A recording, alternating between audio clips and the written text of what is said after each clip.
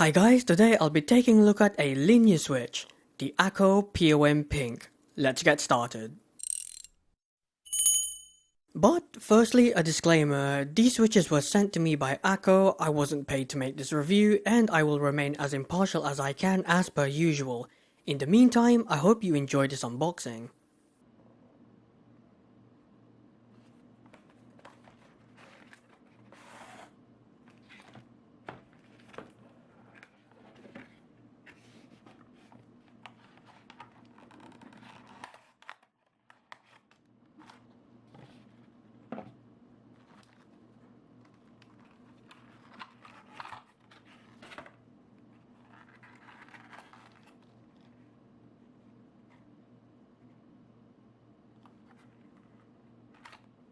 Now, Akko has a new switch lineup, the POM switches, and as the name suggests, they are a fully POM switch.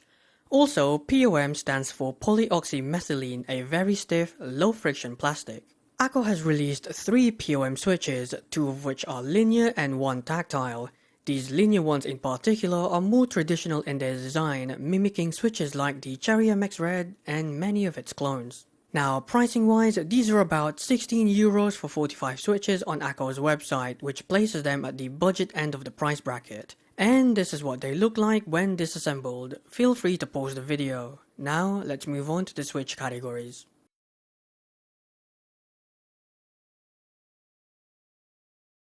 On-center key presses are smooth with only very minor binding during very slow key presses. Off-center key presses have noticeable levels of scratchiness and binding for some keys even at normal typing speeds.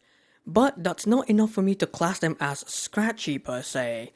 Overall, they feel very similar to the POM Silver, which is good. Otherwise, they aren't really anything special. 7 out of 10.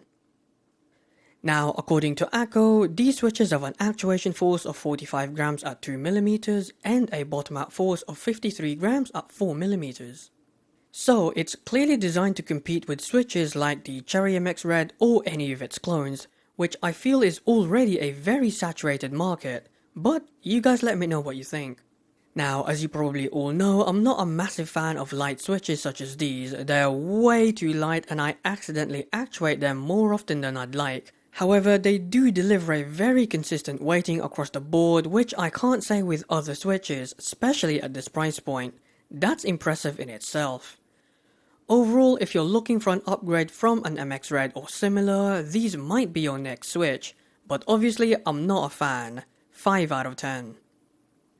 Now, sound is a bit surprising. You might think they sound the same as the POM Silver, but these are actually less clacky, even though they're made of the exact same material.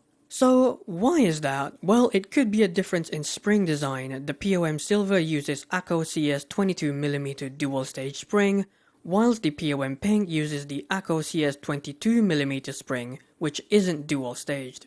Now, it could also be the fact that this switch is more traditional in its design, making for a slightly different sound signature. Or it could be both at the same time, or it could be none of those. Additionally, there is a faint, barely audible spring ping coming from my backspace key. It didn't affect performance, but I thought I'd mention it anyway. Overall, not bad, they're still clacky and they're still good sounding switches, especially for its price. 7 out of 10. Now, take a listen and enjoy.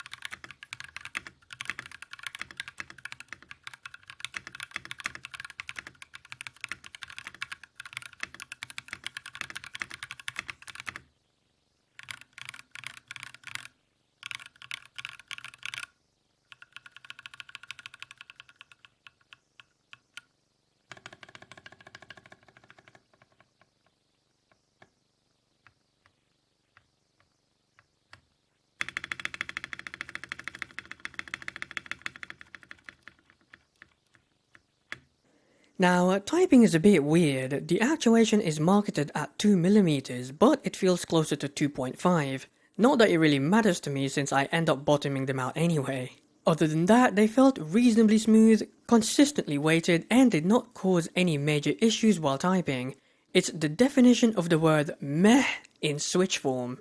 Overall, they're fine, nothing special, but nothing terrible. 6 out of 10.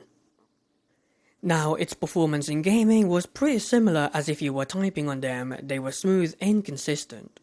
But let's get into more detail. So for slower paced games I did notice some scratchiness, nothing I would consider to be game breaking though.